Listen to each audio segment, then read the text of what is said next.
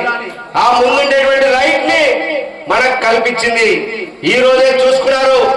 ఈ రోజు మన అందరికి ఒక బూస్ట్ ఇచ్చింది. జనతా కాంగ్రెస్ పార్టీ చదువుకున్నటువంటి విద్యార్థులు, యువకులు అందరూ కూడా ఢిల్లీ నగరంలో 59 అంగుళాలను నరేంద్ర మోడీ భయపడి ధర్మేంద్ర ప్రధాని రాజీనామా చేశామంటే అది కమ్యూనిస్ట్ పార్టీలు లేకుండా జరిగిందా అని మనం అడుగుతా ఉన్నాం. ఈ రోజు ఈ జిల్లాలో ఉన్నటువంటి పాలకులు కూడా మనం చెప్పదలుచుకున్నాం. ఎమ్మెల్యేలుగా ఉన్న వాళ్ళు మీ వ్యక్తిగతమైన విషయాల్లో వీడు చచ్చిపోతే వాడు, వాడు చచ్చిపోతే వీడు కాదు. ప్రజా సమస్యలు ముఖ్యం. ప్రజలు అణగారిన వర్గాల సమస్యలు ముఖ్యం. ఈ రోజు ఈ జిల్లాలో ఉన్నటువంటి అనేక దళిత కార్మికుల శ్మశానాలకి మీరు స్థలాలు చూపించడంలో వైఫల్యాలు చెందారు, లేదా అణగారిన వర్గాలకి భూములు పంచడంలో మీరు వైఫల్యమయ్యారు. మీరు ఇష్టానుసారంగా మీ పార్టీ కార్యాలయాలకి 2 ఎకరాలు 3 ఎకరాలు కేటాయించుకుంటే ఈ జిల్లాలో ఉన్నటువంటి దళితులు, మైనార్టీలు, వెనుకబడిన వర్గాల పేద ప్రజలకి 2 సెంట్ల స్థలం ఇవ్వడానికి నీకు ఎక్కడి నుంచి చేతులు రావాలని రేపు పాదయాత్రలో మనం నిలదీయాల్సినటువంటి అవసరం ఉంది. నిలదీయాలంటే మనం కూడా మన కార్యకర్తలను సిద్ధం చేసుకోవాలి. ఇక్కడ వినిపోయి మనమందరం కూడా కాలేదు. ఈరోజు ఈ జిల్లాలో ఈ బనగానపల్లికి ముఖ్యమంత్రి వస్తే, చంద్రబాబు నాయుడు వస్తే బీసీ జనార్దన్ రెడ్డి గారికి ఏం డెవలప్మెంట్ యాక్టివిటీ ఇచ్చినామని చెప్పేసి ప్రశ్నించడానికి రామరెడ్డికి నోరు రాదు. వాళ్ళ వ్యక్తిగత విషయాల్ని మీడియాకు మాట్లాడుకుంటారు. ఇన్ని రోజులుగా మనం రామ్కో సిమెంట్ రైతులకు న్యాయం జరగాలని కొట్లాడుతుంటే ఒక్కరోజు కూడా రామరెడ్డి స్టేట్మెంట్ ఇవ్వలేదంటే వాళ్ళిద్దరు కూడా పంపకాలు చేసుకోవడానికి సిద్ధంగా ఉన్నారు తప్ప రైతులకు మేలు కోసం మాట్లాడేటువంటి పరిస్థితి లేదు. లేదా పక్కన ఉన్నటువంటి ఆలగడ్డలో అఖిలప్రియ అహోబిలంలో అన్యాయం జరుగుతుంటే విజయేంద్రనాథ్ రెడ్డి అఖిలప్రియ కొట్లాడతారు తప్ప ఆ మా నియోజకవర్గంలో ప్రజానికానికి ఎండిపోతా ఉన్నాయి పంటలు, పండించిన పంట గిట్టుబాటు ధర లేక అనేక ఉన్నాయని ఒక్కరోజైనా ప్రశ్నించారా? ప్రశ్నించిన పాపాన పోలేదు. లేదా సిగ్గుండాలి. ఇదే వేదిక మీద ఉన్న రామాజీరావు మేమందరం అడిగాం. నందికొట్కూరు, పాండ్యం నియోజకవర్గాలకి అరగడూరు రిజర్వాయర్ 2017 నుంచి ఈ రోజు వరకు కూడా కేవలం 32 కోట్ల రూపాయల డబ్బులు ఇవ్వడానికి చేతగాక ఆ అరగడూరు ప్రాజెక్టుని ఈ రోజు కూడా పూర్తి చేయలేదు. ఈ జిల్లా తెలుగుదేశం పార్టీ అధ్యక్షురాలు గౌరవ్ చరిత మాకు నెల రోజుల్లో పూర్తి చేస్తామని నెల పోయి 3 నెలలు అవుతున్నా కనీసం కాంట్రాక్టు టెండర్లు కూడా పిలిచలేదు. మరి ఎవరైనా కానీ వాళ్ళేమో పంపకాల్లో సిద్ధంగా ఉన్నారు. సోలార్ గ్రీన్ కో డబ్బుల్లో పంపకాల్లో ప్రతిపక్ష పార్టీ వాటా ఇంత, అధికార పార్టీ వాటా ఇంతని పంచుకొని తింటున్నారు. కానీ పేదవాడికి ఇవ్వడం లేదు. ఈ సమస్యలు అన్నిటిపైన రేపు జరగబోయేటువంటి మన పాదయాత్రలో సమస్యల్ని వెలికి తీయాలి. ఆ వెలికి తీయడంతోనే స్థానిక సంస్థల్లో మనం బేస్ ఏర్పాటు చేసుకోవాలి. ఈరోజు ఇప్పటికే ఈ జిల్లాలో ఉన్నటువంటి అన్ని నియోజకవర్గాల్లో ఎమ్మెల్యేల మీద తీవ్ర స్థాయిలో వ్యతిరేకత ఉంది. ఏ స్థాయిలో వ్యతిరేకత ఉంది? ఉన్న ఎమ్మెల్యేల్లో గ్రూపులుగా తయారై వాళ్ళే పోటీ చేసుకునే పరిస్థితి ఉంది.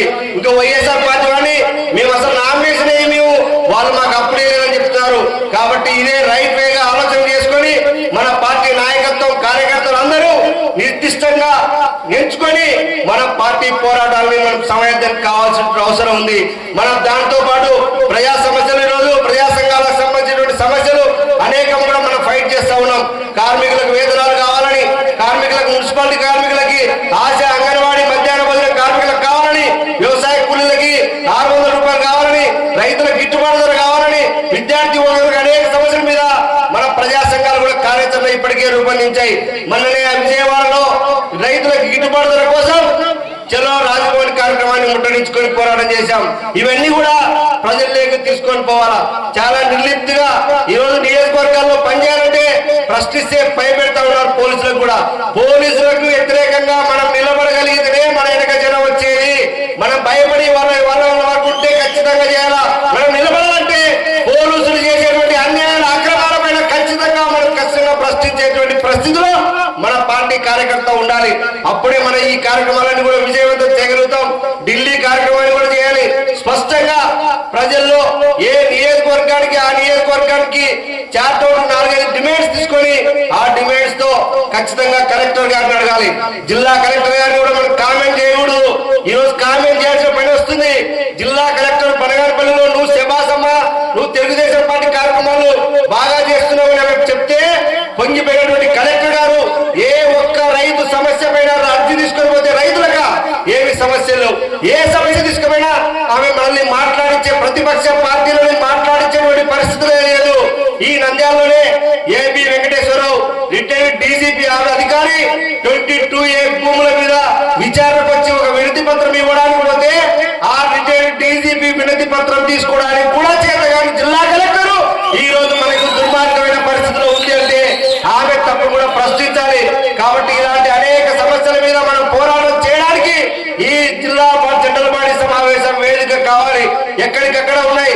ఈరోజు మన పార్టీ కార్యకర్తలు జెండా పట్టుకోవాలంటే నువ్వు కమ్యూనిస్ట్ పార్టీ కార్యకర్త జెండా పెడితే నీకు పెన్షన్ కార్డు లేదా నీకు భూముల్లో నష్టం ఇవ్వం, లేకపోతే నీకు అనేకమైన దాడులు చేస్తామని చెప్పేసి భయపెట్టేటువంటి పరిస్థితి ఉంది. ఈ తాటాకు చప్పుళ్లకు భయపడే ఎర్ర జెండా కానే కాదు. ఎర్ర జెండాకు 100 సంవత్సరాలని ఈ జిల్లాలో ఉన్నటువంటి ప్రతి మహిళ, ప్రతి యువకుడు, ప్రతి విద్యార్థి ఖచ్చితంగా నిగ్గదీసి అడిగి మనం కొట్లాడాలి. వస్తాయి కేసులు, వస్తాయి భయపడులు వస్తాయి. దానికి ఎదుర్కొని నిలబడి నిలగదీసినోడే కమ్యూనిస్ట్ పార్టీ కార్యకర్త తప్ప భయపడే వాళ్ళకి భయపెట్టాలి. మనం అధికారంలో లేకపోతే వాడిని కుక్క కూడా మాట్లాడేవు. అధికారంలో ఉంటేనే ముందర 3 జీబులు 4 జీబులు, కానీ మనకు 365 రోజులు ఎర్ర జెండాకు అధికారం ఏమి మనం పరమావధిగా తీసుకోవాల్సిన బాధ్యత మన అందరిపై ఉందని చెప్పేసి ఈ కార్యక్రమాన్ని విజయవంతం చేయాలా. ప్రజా సంఘాల సమావేశాలు ఈ 6 తేదీలో పిలుచుకోవాలా. జిల్లా పార్టీ కార్యవర్గం కూడా ఈ సమావేశం అనంతరం వేసుకొని ఖచ్చితంగా మన పార్టీ విధి విధానాలని ఈ నంద్యాల జిల్లాలో ఖచ్చితంగా రాష్ట్ర వ్యాప్తంగా కూడా ముందుండే విధంగా పబ్లిక్ సమస్యలను తీసుకొని పోయే దాంట్లో మనం ముందుండే విధంగా తీసుకోవాలా. ఈరోజు ఎన్ఎండి ఫరూక్ గారు చెప్తున్నాం, మంత్రి అయిన ఎన్ఎండి ఫరూక్ బీసీ జనార్దన్ రెడ్డి మంత్రి గారు ఏ ఒక్క రోజైనా ప్రతిపక్ష పార్టీలని పిలిచి ఈ జిల్లాలో ఇంత రైతాంగం ఎలినో ప్రభావం వల్ల శ్రీశైలంలో జలాశయంలో 40 టీఎంసీలకు నీళ్లు పడిపోయినాయి, వాళ్ళని ఆదుకునే పరిస్థితి ఏమన్నా ఉందని ఒక్క రోజన్నా మీటింగ్ పెట్టుకొని అడిగినారా? ఇంకా వానే రాలేదు, పంటలు ఇంకా ఇప్పటికీ పండే పరిస్థితి లేదు. ఒక్క రోజు కూడా ఈ రోజు అడిగేటువంటి పరిస్థితి లేదు. వాళ్ళ నాయకుడు చంద్రబాబు నాయుడు చెప్పిన 2 సెంట్లు 3 సెంట్ల స్థలం మీద ఇంతవరకు ఒక్కసారి కూడా మీటింగ్ పెట్టలేదు. ఇంకా ఎప్పుడు వీళ్ళు ప్రజానికి గమనించేది లేదా? ఎంత సిగ్గు లేకుంటే ఈ రాష్ట్ర ముఖ్యమంత్రి చంద్రబాబు నాయుడు స్థాయిలో ఉండి కూడా పట్టాదారు పాస్ పుస్తకాలు ఎన్నిసార్లు పంచుతాడు? అది ఎవరో పంచేది. కానీ ప్రతి నెల పింఛన్లకి పంచడానికి ఏం అజెండా లేదు. వాళ్ళ పట్టాదారు పాస్ పుస్తకాలు పంపిణీ, పింఛన్లు పంపిణీ ఇంకా 2 ఏళ్ల నుంచి అరిగిపోయింది రికార్డింగ్. వాళ్ళకేం చెప్పుకోనికి లేదు. కాబట్టి ఈ రోజు ఎలక్షన్లకి రాలేకపోతా ఉన్నారు. సర్పంచ్ ఎన్నికలు ఇప్పటికే వచ్చేవి. ఎండ ప్రభావం పోతే గ్రామాల్లో తాగడానికి నీళ్లు లేకపోతే మా బిందెలు తిరిగేసి మమ్మల్ని కొడతారనే ఈ రోజుకి వాళ్ళు ఎన్నికలకి రాలేకపోతా ఉన్నారు. కాబట్టి ఈ రోజు మనం అందరం కూడా ఆ వ్యతిరేకతని కమ్యూనిస్ట్ పార్టీగా మనం క్యాచ్ చేసుకొని గ్రామాల్లో తాగునీరు లేకపోతే మౌలిక వసతుల కోసం అణగారిన వర్గాలకు అండగా ఎర్ర జెండా ఉండాల్సిన అవసరం ఉందని చెప్పేసి మీ అందరికి కూడా తెలియజేస్తూ ఈ జనరల్ బాడీ సమావేశం తర్వాత మన ఈ 6వ తేదీ జరగనున్నటువంటి పాదయాత్రలు కానీ లేదా ఢిల్లీ నగరంలో మనం ఉన్నటువంటి నగరంలో పోయేటువంటి సమస్యల్ని, నంద్యాల జిల్లాలో ఉన్న ప్రధాన సమస్యల్ని ఢిల్లీ పార్లమెంట్ ముందు ఎగరాలంటే మనం ఈ రోజు నుంచే ప్లాన్ చేసుకోవాల్సిన బాధ్యత మన అందరిపైన ఉందని చెప్పేసి తెలియజేస్తూ ఇప్పటికే చాలా మంది అజెండా కార్యక్రమం మీద రాష్ట్ర నాయకులు మాట్లాడడం జరిగింది. ఈ జిల్లాలో జరుగుతున్నటువంటి అన్యాయాల అక్రమాల మీద ఖచ్చితంగా మనం అందరం కూడా పోరాటం చేయాలని మనందరం కూడా తెలియజేస్తా ఉన్నాం. రామ్కో సిమెంట్ ఫ్యాక్టరీ కూడా రేపు 3వ తేదీ వాళ్ళందరి సమస్యల పరిష్కారం కోసం మినిస్టర్ పలు దఫాలుగా చర్చలు మాట్లాడడం జరిగింది. ఈసారైనా 3వ తేదీన సమస్య పరిష్కారం కావాలని కవితలని ఆశిస్తా ఉన్నాం. కాని పక్షంలో ఖచ్చితంగా ప్రత్యక్ష కార్యాచరణ కూడా ప్రకటిస్తామని ఖచ్చితంగా తెలియజేస్తూ ఈ కార్యక్రమంలో మాట్లాడిన మీకు అందరికీ హృదయపూర్వకంగా ధన్యవాదాలు తెలియజేస్తూ మన నాయకులు అధ్యక్షులు పర్మిషన్ ఇచ్చేంత వరకు భోజనాలు వచ్చినాయి కాబట్టి ఇంకా మాట్లాడే వాళ్ళు ఉన్నారు. వాళ్ళు మాట్లాడిన తర్వాత ఈ మా సభని మనం ముగించుకుందాం. కాబట్టి మీరందరూ కూడా సహకరించాలని కోరుకుంటూ సెలవు తీసుకుంటాం.